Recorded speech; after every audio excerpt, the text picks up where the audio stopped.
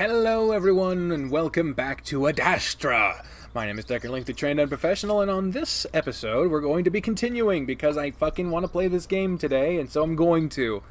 There you go. A week later, I would like kind of say what's coming up next, but I don't fucking know. I don't know why I even include that. It's no one, like almost no one, even if they've played a game before, is going to say what's about to happen. I know some people like use like clips, being like, "Oh, this is about to happen," but that's a lot more than what my editing software is really going to allow. So I don't fucking know. Let's just get on with it, shall we? A week later, Amicus and I sit in the gardens enjoying the cool, fresh morning air. So, what's your main argument? I suppose I could use a recap in that. Instead of saying what's about to happen, I could say what has happened. That would work better. That Adastra has been on a steady rise politically and economically since the beginning of the Adastra policy era. It's nice that they made a policy after a movie. Why take steps backwards when we're so clearly moving in the right direction? Oh, that's a terrible position, man. And Cassius? That Adastra's decline over the past few hundred years is due to that policy. Instead of looking onward to the children and other siblings, we should instead be looking inward to better ourselves. Amicus scratches his nose. Well, that's the basics anyway. Hey! Is that a new sprite we got there? Obviously there's much more to it. So, how are you going to counter that argument? Seems like a pretty good one to me. If the wheel on your chariot is caught on a stone, does that mean the campaign should be turned around and ended? He looks at me and I stare back. Well, the answer is no. You simply need to give it a push. In other words, the downturn of the past 200 years is simply a stone in the road. Why throw away 10 millennia of progress due to a few centuries of light hardship? Besides, it was completely predictable. The war with the Camians and the resulting end of diplomatic relations with most of the other siblings caused it. We certainly can't have any leverage in the galaxy when the only siblings speaking to us are the cats. If we can fix those relations, we could be well on our way to prosperity again. Well, that and unstunting your children. Yes, that too. Which I still can't believe you did. Again, it wasn't me. Anyway, that will also be a part of my argument. Upraise the children, fully as the partial uplift programs and are now clearly a failure. And the end of slavery. And consider the debts repaid, yes. Debts that didn't exist in the first place, sure. Listen, William, I have to use very careful language so as not to upset the people, not to mention the triumvirate's feelings are sensitive at times like these, and must be considered despite how tedious or untrue it can be. Amicus is right, the wolves are very sensitive when it comes to their culture and history. Starting to realize that their hubris is probably their biggest downfall. I lean back on the bench, starting to feel a little sweaty under the rising sun. Isn't that going to be Cassius' whole thing, though? Appeal to their feelings, throw out the etiquette, and get straight to the point? What a nationalist would do? Possibly, but I am confident my composure and consideration will win over the triumvirates. Your composure. You're banking on composure after you just decked your opponent in the face? It's not going to be a good look. You ever considered not being so confident? Maybe preparing for the worst? I'm confident that I'm prepared for the worst. I roll my eyes and Amicus glares at me. I don't understand why you're so insistent on projecting yourself onto me. Just because you aren't sure of yourself doesn't mean that I should be the same. That was not cool. I frown. Ouch. Sorry. I strongly believe in what I'm doing. How can I ever be an emperor if I'm not sure that what I'm doing is right? Sure. But all I'm saying is that you might not always be right. And you need to be prepared for that. Trust me, I'm learning as I go, and after that last trial, I'm prepared for everything. How are they even going to choose the winner? Wouldn't they just pick who they agree with the most? Technically, no. They're supposed to choose the best performance, the most convincing and dramatic. How very Wolven. So, you just have to convince a majority of the triumvirates. Well, yes, but Cato's vote holds twice the power of a triumvirate vote, so I need at least either 4 triumvirates or 2 triumvirates plus Cato. And what's Cato? What are Cato's beliefs? Amicus shrugs. He doesn't talk about them much. But again, it shouldn't matter. He's certainly right about Cato not talking much about himself. Tends to be the way everyone is around here. I can tell Amicus isn't all that interested in talking about this, though, so I try to think of something else. What started the war with the Camians, by the way? Their ambitions got the best of them. They began to interact with some of our abandoned children, some of which were very close to Adastra. Oh? Is that illegal or something? Well, technically not if they're abandoned, but it's never really happened. Considering if a species is abandoned, then that's a signal to the other siblings that the race is upliftable. So they weren't breaking any rules. Even if they weren't breaking laws, they were clearly provoking us by uplifting races just a few hundred light years away from our moon. They're an arrogant people. Nefer seems nice, always polite. Amicus smirks. Well, that's how they are. That's how they often get their way. A facade of niceties to pull you into their trap. Either way, the war was a draw, despite their technical advantage. Wolven tenacity beats Camian tech any day. Despite Amicus's more progressive views on things, he's not immune to Wolven hubris either, it seems. But I'm not in the mood to argue with him about that. You know, Nefer reminds me of a culture on Earth. The Egyptians. I wonder if they uplifted there, too. Amicus looks down at me, then snorts. More like they just share simple aesthetics. Your people being uplifted twice while having no knowledge of the Galaxius is impossible. The Camians rarely abandon anyway. Actually, I don't think they ever have. They tend to have the best of luck.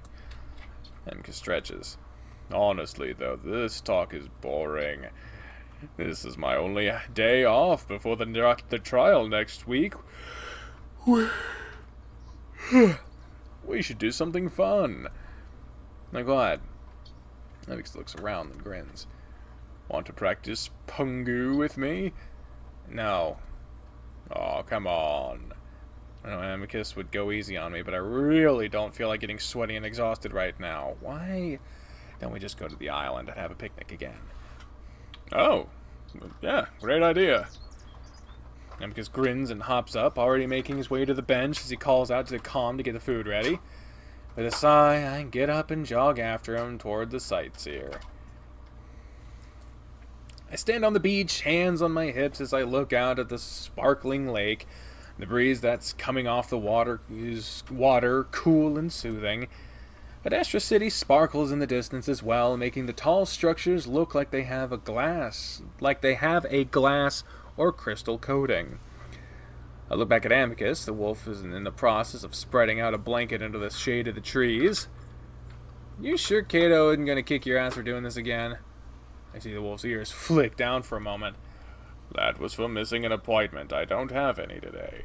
I resist telling Amicus that it's about much more than a missed lesson, and instead I walk over to help him spread the blanket out more evenly. Thank you. Now, shall we eat?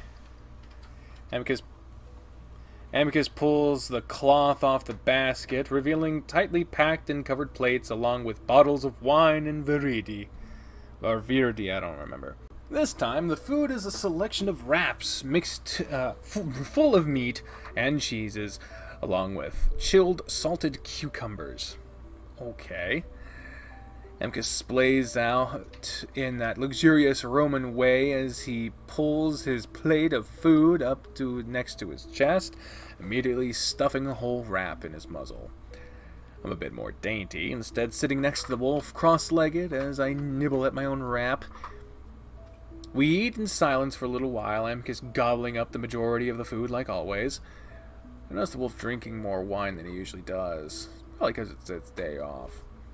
After taking a particularly large swig, he points at my legs. I don't know how you're comfortable doing that. Looks like hell on the knees.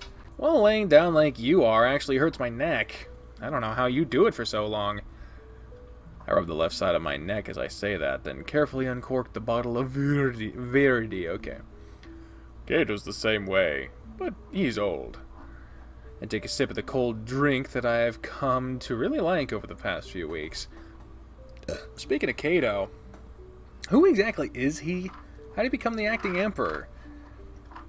I tried circling us back around to the conversation we'd had earlier, wanting to know more about the wolf that's apparently ruling all of Adastra right now. Oh, well, he was Father's friend since childhood. He was the imperial legate during the Camian War. Is that an important position? It's the highest rank in the military, aside from the Emperor, of course. He's credited with preventing outright defeat. Huh. Must have been kind of weird for him to have Neferu walking around in the palace. Another reason I wonder why Virginia brought him to the palace. Cato's scars aren't just physical. Physical? I take it you've noticed the visor, yes? Well, he lost an eye and part of his skull during the war. Eventually, the other eye failed as well.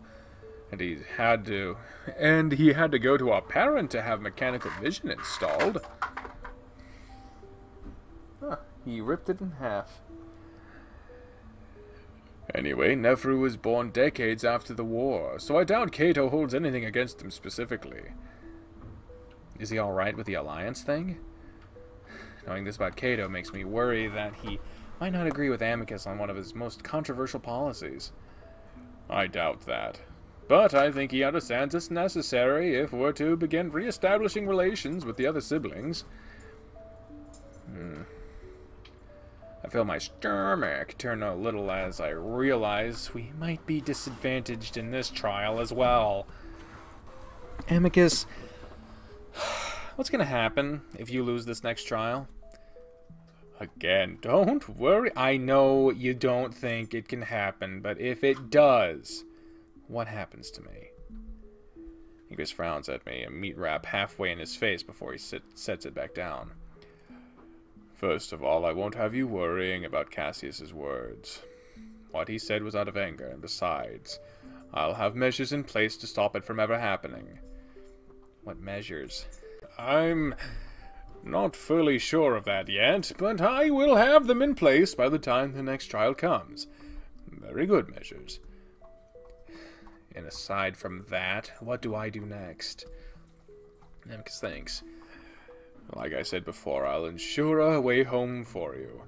The problem is illegality of you being here. The more people who know about it, the more likely a monitor may be alerted to what happened. I need to be very careful about who I let know about the situation. Okay. I look down at my food, suddenly having lost my appetite. Amicus sighs, sounding annoyed. Come on, William. This is likely going to be your last few weeks here. Stop focusing so much on what's unlikely to happen. Let's enjoy ourselves a little bit. Will suddenly sits up, brushing the crumbs off his fur while swigging down more wine. Come, let's practice combat.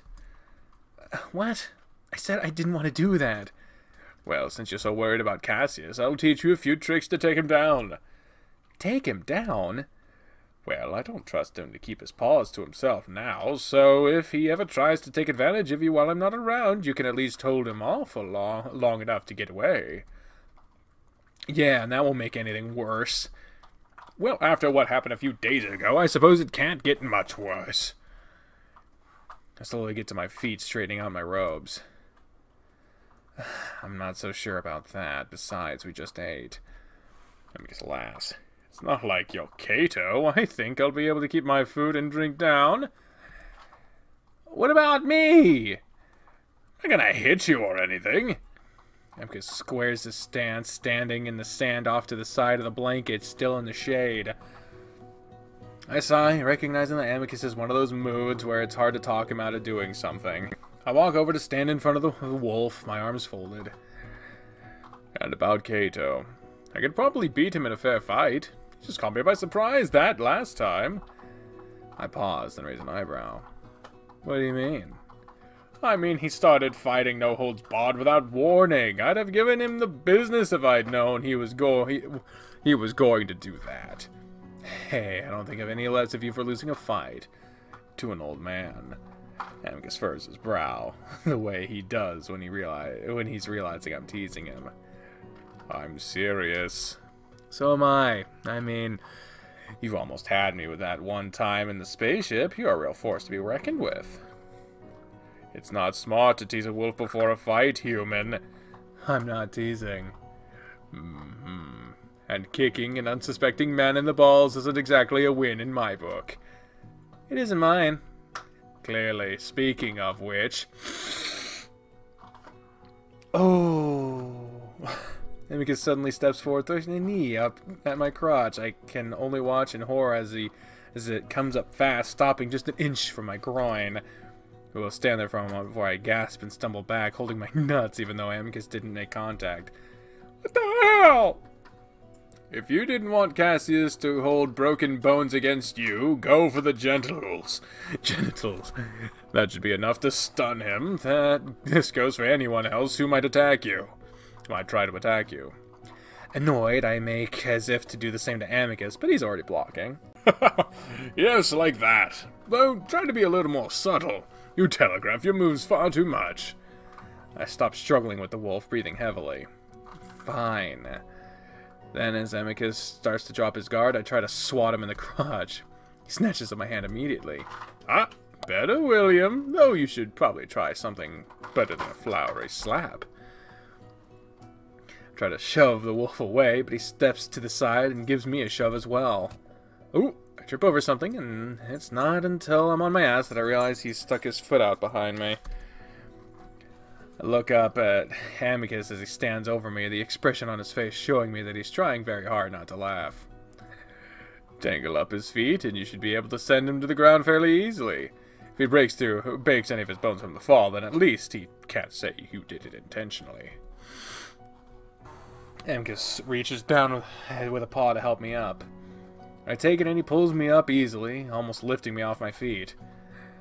This is great and all, but I don't see how this is going to help me. I wasn't even the one that broke his tail, and he wanted me killed.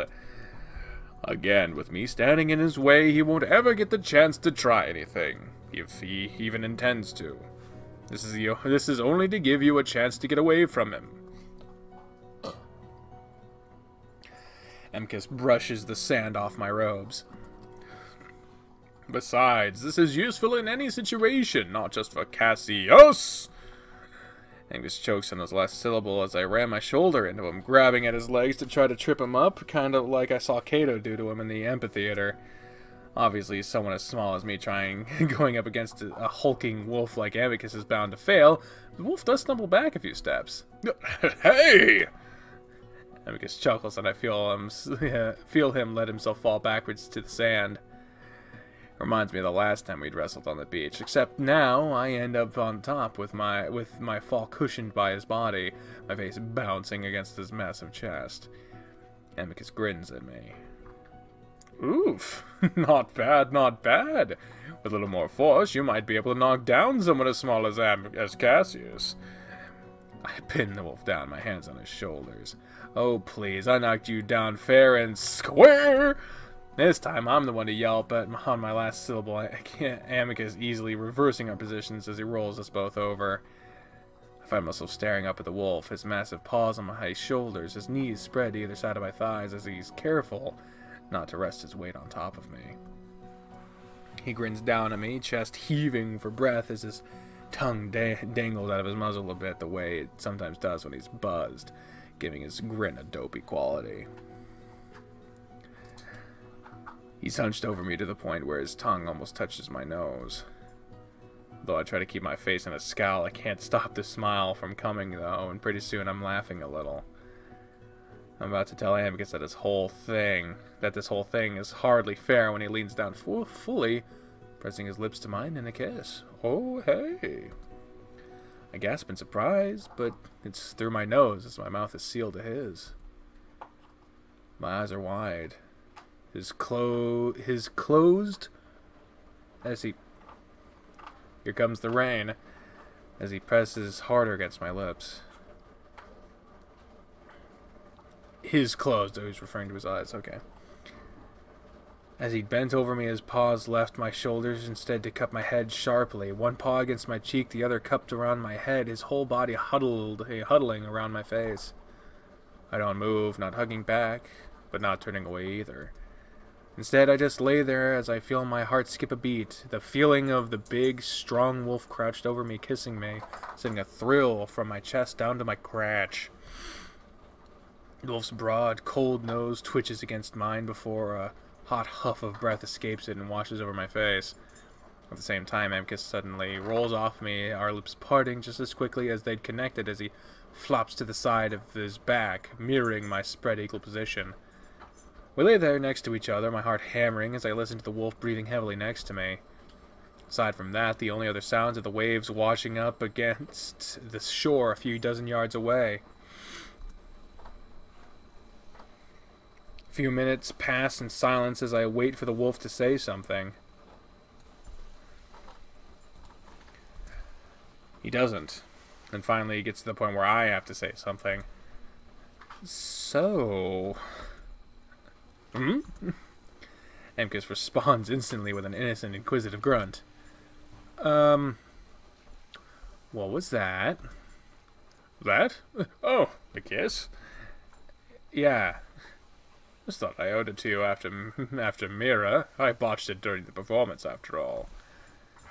Will sounds distant and distracted, like he's not paying attention to me. I finally prop myself up on an elbow, looking directly at Amicus now. Really? Like a child, Amicus looks away toward the lake, not saying anything. I wait a while longer, giving him a chance to respond, a chance he doesn't take. I sigh. Talk to me. What is there to say? I frown. A lot. I'm kind of confused, honestly. A big huffing sigh, then, I like you, William. Quite a bit, in fact. I know. I like you too. We technically confessed our feelings to each other when Amicus asked me on that date, but only technically. Are you drunk? Maybe a little. But I knew what I was doing. More silence. Amicus. Could you look at me? Amicus's ears go flat, then he slowly turns his head towards me. But his eyes are down, looking at my chest rather than my face. I think about making a my eyes are up here joke, but I know it'll fall flat with him. Listen, we've already sort of talked about this. The problem is the situation we're in. It makes the whole dating thing impossible. I see Amicus smile at the word, and then frown again. I know. But if we feel the same, why not be a little closer? I know you'll have to leave soon, but that doesn't mean we can't enjoy the time we have together. Sure. But I think that'll make saying goodbye a little harder, don't you? Maybe.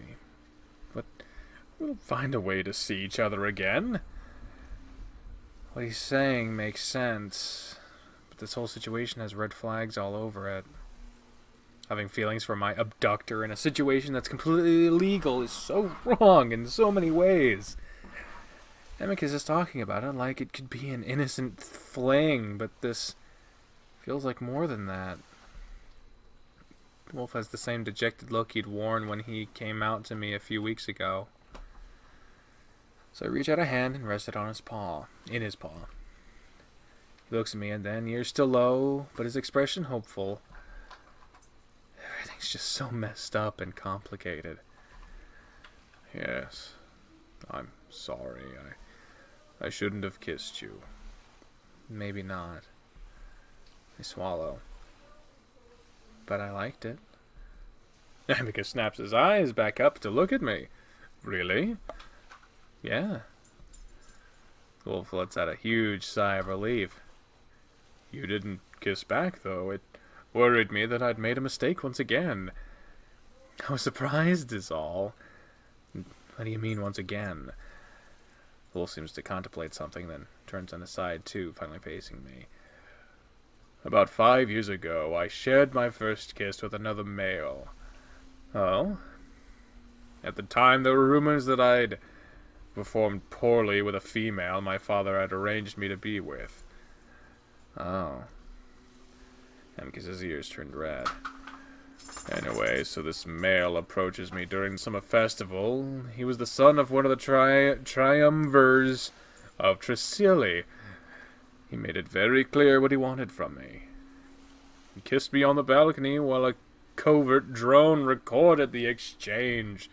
It was broadcast on the information channels the next day. I frown. Why? Amicus shrugs, looking down at the sand. The triumvir had a past grievance with my father. He used mine and my own son's sexual preferences to get back at him. Mine and his own son. Okay, I was like, he has a son? What happened then? Well, father used his power to shut down the networks along with banishing the triumvir and his family to Anchorus. Amicus nods up at the sky where Anchorus looms monolithically in its faded, chalky gray. It was an unpopular decision, but father felt it had to be done, obviously. It's left me a bit worried about kissing and pursuing other men. I squeeze his paw. Well, you don't have to worry about that with me, obviously. I don't know anyone here, and I'm trying to stay out of other people's business as much as possible. I know. Amicus squeezes back. I'm still sorry, though. I should have asked, or not done it. Fine. Another stretch of silence, and I get the feeling that Amicus is waiting for an answer, which he confirms with what he says next. So, if you're fine with it, did you want to date me? Amicus says the foreign word very carefully. For a moment, the lingua skips a beat in its steady translation, allowing him to speak the word unfiltered. It's still his voice, but the heavy accent that comes through is surprising, even a little sexy. I know I should say no, though. The red flags fluttering ominously around there are a precarious, even dangerous situation. I'll think about it over the next few days, and then I'll let you know. Amicus smiles a little. Okay. But you need to be focusing on the trial, so no thinking about this while I'm deciding. Of course! I groan inwardly as I realize I've just added another distraction to the wolf's goal of becoming emperor. You promise this won't distract you? Definitely not! I give the wolf a look of disbelief, and he responds with a glare. William, I've wanted this my entire life. I know it might not have seemed like it earlier, but I'm taking this very, very seriously. And I won't be a distraction? Of course not. In fact, I think it would be rather positive for me to know that you return my feelings to some degree. It gives me even more confidence. Oh, God, no. Hey. Amicus sets a paw on my shoulder, and it looks like he wants to lean in and kiss me again, but he doesn't. Thank you for understanding and for putting up with me. I have a good feeling about, well, everything now. I don't know how much I agree, considering our situation is causing us so many problems, but I set my hand on his paw anyway. Sure.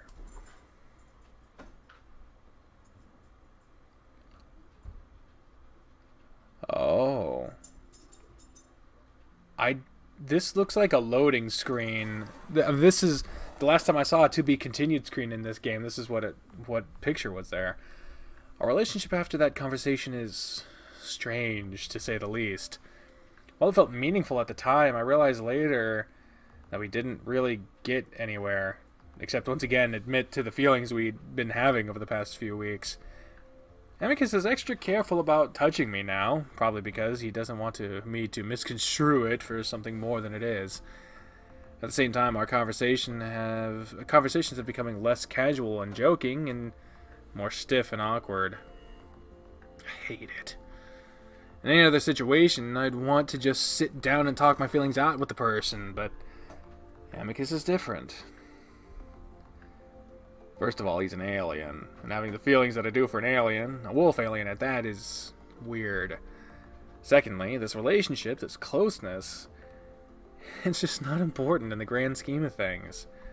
We're currently doing something so illegal that if it were to be found out, it could bring the entire empire to a standstill. Or at least more than it already is. So instead of playing out one of the cheesy woven romance dramas I've seen on Adastran television, maybe instead I should be focusing on how the hell I'm going to exist in this empire. Especially if the second trial falls through. But Amicus wants a relationship with me. That much he's made clear. I just wonder if it truly would help him if, like he says it will. Or if he's just saying that so I'll give him what he wants. I don't doubt that the wolf likes me. Maybe even more than that. But we've only known each other for about a month. Do we really even know anything about each other? Despite all of this, and after a few days of thinking about it, I start to warm up to the idea. We both know it'll be short, an innocent fling, like I'd thought of it earlier.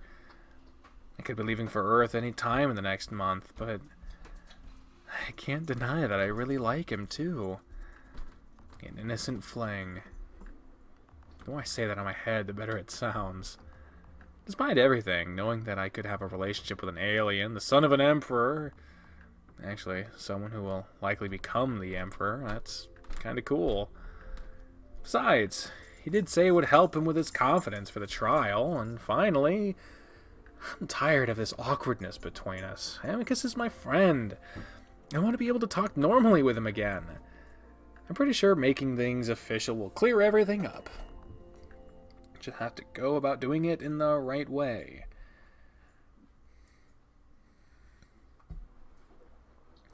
Okay, Spoovy.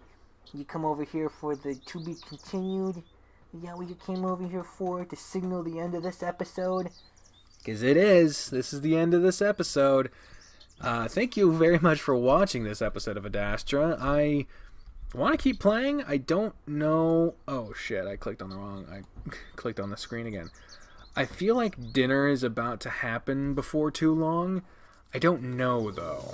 So I may be recording another episode of this today. I want to, but we'll find out. You'll find out whatever the next episode is. So until then, thank you all very much for watching, and let's go ahead and do the end slate. There on the left, you got the patrons. You've got everyone who donated on Patreon. Thank you very much to you fine folks over there. On the right, you've got a video recommended to you by YouTube personally just for you, and the most recent upload. Links for social media stuff in the description. And as always, thank you for watching. Bye!